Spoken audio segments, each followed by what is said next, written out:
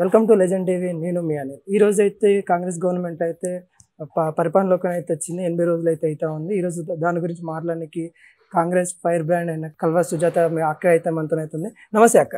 నమస్తే అక్క, ఎట్లా ఉంది అక్క మీ పరిపాలన? 80 రోజులు అయితే ఉంది. ఎట్లా అనిపిస్తూ ఉంది? ఎంతవరకు ప్రజల్లోకి వెళ్ళారు? ముఖ్యంగా ప్రజల్లోకి ఎంతవరకు వెళ్ళారు అనేది ఎన్నికల ముందే మేము ప్రజల్లోకి వెళ్ళాం కాబట్టి ఆ నమ్మకం ప్రజలు మాకు ఇచ్చి ఆశీర్వదించారు. మమ్మల్ని నమ్మే కదా ఓటేశారు. కాబట్టి ఆ పూర్తి స్థాయిలో పరిపాలన అందించాలని అహర్నిశలు ఉదయం 6 గంటల నుంచి మొదలు పెడితే రాత్రి వరకు మా ప్రభుత్వంలో ఉన్నటువంటి ముఖ్యమంత్రితో సహా మంత్రివర్గము అందరూ అధికారులు అందరూ కూడా సుమారుగా ఒక 15 గంటల నిరంతర శ్రమ చేస్తూ పరిపాలన చేయడానికి ఏమాత్రం కూడా మేము ప్రజలకు ఇచ్చినటువంటి హామీల్ని ఎక్కడ కూడా విస్మరించొద్దని ఉద్దేశంలో గత ప్రభుత్వం చేసినటువంటి బకాయిలే కానీ, గత ప్రభుత్వం చేసినటువంటి స్కామ్లే కానీ, గత ప్రభుత్వం తెలంగాణ ప్రజల్ని ముంచినటువంటి ప్రతి ఒక్క విషయాన్ని కూడా అంటే ప్రజల పాలన చేస్తూ మేమిచ్చిన హామీల్ని నెరవేరుస్తూ గత ప్రభుత్వం చేసినటువంటి మోసాల్ని బయటికి తీస్తూ మరి రకరకాలుగా తెలంగాణలో అన్ని కష్టాలను ఓర్చుకున్నటువంటి 10 ఏళ్ల ప్రజలకి 10 ఏళ్ళు మేము ఎక్కడికో వెళ్ళిపోయినాం అఘాతంలో కనుగొన్నటువంటి ప్రజలకి ఇప్పుడే స్వతంత్రం వచ్చిందేమో, నిజమైన బంగారు తెలంగాణ ఇప్పుడే అయ్యింతుందేమో అన్నట్టు ప్రజలు భావిస్తున్నారు. అంతేకాకుండా 10 ఏళ్లలో వాళ్ళ చేతులలో బందీలేదు. గతంలో మనం రాజులు నవాబుల పాలన చూస్తుంటే అట్లానే నియంత పాలన కూడా 10 ఏళ్ళు నడిచింది.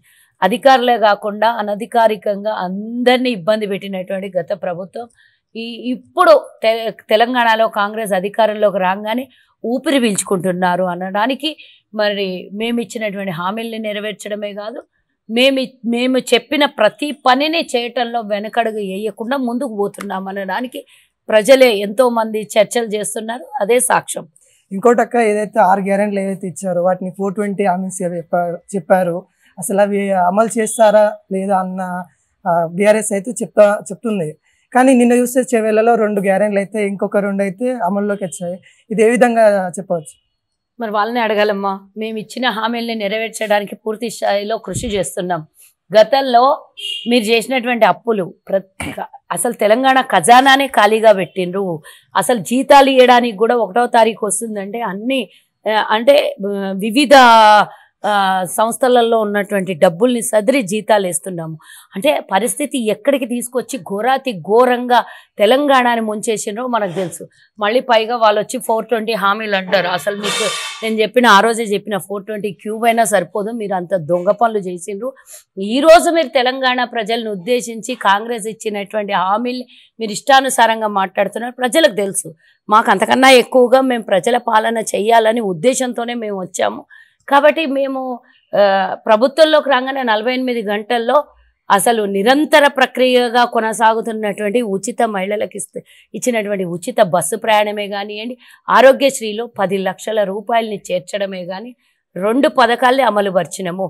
మీరు అన్నట్టు 80 రోజులు అంటున్నారు కదా, ఆ 80 రోజుల్లో 2 అతిపెద్దదైనటువంటి రెండవది నిన్న మరి 200 యూనిట్లు పూర్తిగా ఉచితంగా జీరో బిల్లుతో ప్రతి ఒక్కళ్ళు ఎవరైతే 200 యూనిట్లు కరెంటు 200 యూనిట్ల వరకు కరెంటు వినియోగించుకుంటారో గృహ లబ్ధిదారు వాళ్ళకందరికీ ఉచితంగా కరెంట్ ఇవ్వడము, అలాగే 500కే ప్రభుత్వం మీద భారం పడిన ప్రజలకు ఇచ్చినటువంటి హామీని నెరవేర్చడానికి కోసం అదనంగా అడ్డగోలు ఖర్చులు ఏవి కూడా గత ప్రభుత్వం పెట్టినటువంటి అడ్డగోలు ఖర్చులు పెట్టకుండా, దొంగ పరిపాలన చెయ్యకుండా ప్రజా పరిపాలన నిన్న నిజంగా చూస్తే 1,00,000 మందితో నిన్న జరగాల్సినటువంటి అది గ్యాస్ సిలిండర్ ప్రారంభోత్సవానికి ప్రియాంక గాంధీ గారు రావాలి.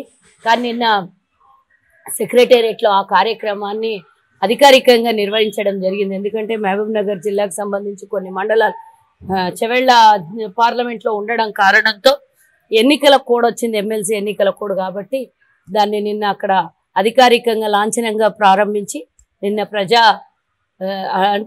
చూడొచ్చు, నిన్న మహిళలు ఉచిత బస్సు ఇచ్చినటువంటి కాంగ్రెస్ ప్రభుత్వం ఆ బస్సులోనే ఎక్కి నిన్న ఉచిత కరెంటు, ఉచిత 500కే సబ్సిడీ రూపంలో తెల్ల రేషన్ కార్డు ఉన్నటువంటి మహిళలకు లబ్ధి చేకూర్చేటటువంటి ఈ సిలిండర్ కోసం ఉచిత బస్సులో అక్కడికి ప్రయాణం చేసి వేలాది మంది చేరుకున్నటువంటి విషయం మనం చూడొచ్చు.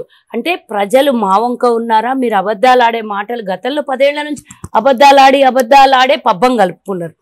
ప్రజలకి చూపించిన అంటే ఇది అంటారు చూడండి, మేడిపండు చూస్తే మేలిమై ఉండును, పొట్ట విప్పి చూస్తే పురుగులు ఉండును అన్నట్టు కేసీఆర్ పాలన. ఇప్పుడు మేము అధికారంలోకి రాగానే అసలు అక్కడికి వెళ్ళి మొత్తం చూస్తే ఏముంది, పురుగులే ఉన్నాయి. అంటే ఖజానా ఖాళీ చేసేసి ప్రజలకు అసలు పరిపాలన చేయడానికి ఎట్లా చేస్తామో మేము చూస్తాము అన్నట్టుగా ఖాళీ చేసారు. కానీ మరి నేను ఒక విషయం ఈ సందర్భంగా మీరు 420 అన్నారు కాబట్టి కేసీఆర్ పాలన గురించి నేను చెప్పదలుచుకున్నా.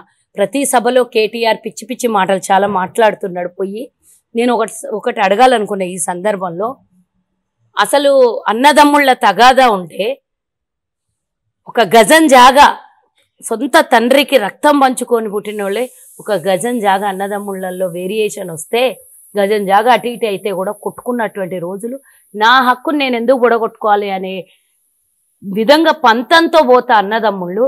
కానీ నా తెలంగాణ సొమ్ముని 4 కోట్ల మంది సొంత డబ్బుని ప్రభుత్వానికి చెల్లిస్తే మరి నువ్వోడివని నిన్న తేలినటువంటి విషయం మనం గమనిస్తే 2,88,000 కోట్లు అంటే ఒక సంవత్సర కాల బడ్జెట్ని అనుకుంటా అంత డబ్బుని అనధికారికంగా అసలు లెక్కపత్రాలు లేకుండా ఖర్చు పెట్టేశారు. అంటే ఒక గజం జాగనే నా హక్కు అయితే ఇడవనోళం మా తెలంగాణ 4 కోట్ల మంది ప్రజానిక ధనాన్ని నువ్వు అసలు నువ్వు ఎవడివి, నీకేం సంబంధం అని మా డబ్బుని ఈ విధంగా నువ్వు వృధా చేసి నువ్వు నీకు నీ కుటుంబాన్ని అంటే మొత్తం మింగేసినావు అని అడగడానికి ఎవరు లేరు అనుకున్నావా?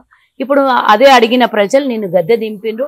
ఆ ప్రెస్టేషన్లో 3 నెలలు కూడా కాకముందే ఈరోజు కేసీఆర్ కేటీఆర్ మాట్లాడుతున్నటువంటి మాటలు, వాళ్ళ ప్రెస్టేషన్ ఇంకా ఇంకా ఇంకా ఇంకా పూర్తిగా దిగజారిపోతున్నటువంటి వాళ్ళ సంస్కారహీనమైనటువంటి మాటలు చూస్తుంటే అసలు ఇంకా పూర్తిగా ఇక లెవ్వరు, మీదికి లెవ్వరు, బెడ్ రిటర్న్ అయిపోయే పరిస్థితిలోకి వచ్చిండ్రని ఆ ప్రెస్టేషన్లో మాట్లాడినట్టే అనుకోవాలి. అసలు నిజంగా ఎందుకు ఆలోచించట్లేదు? అసలు మేము చేసిన పాపం ఎంత, అసలు ఎన్ని జన్మలు ఎత్తినా కూడా అసలు మనం వెనకడికి మన పెద్దలు చెప్తుండ్రి, మనం కూడా అదే నేర్చుకొని పెద్దగా అయినాం.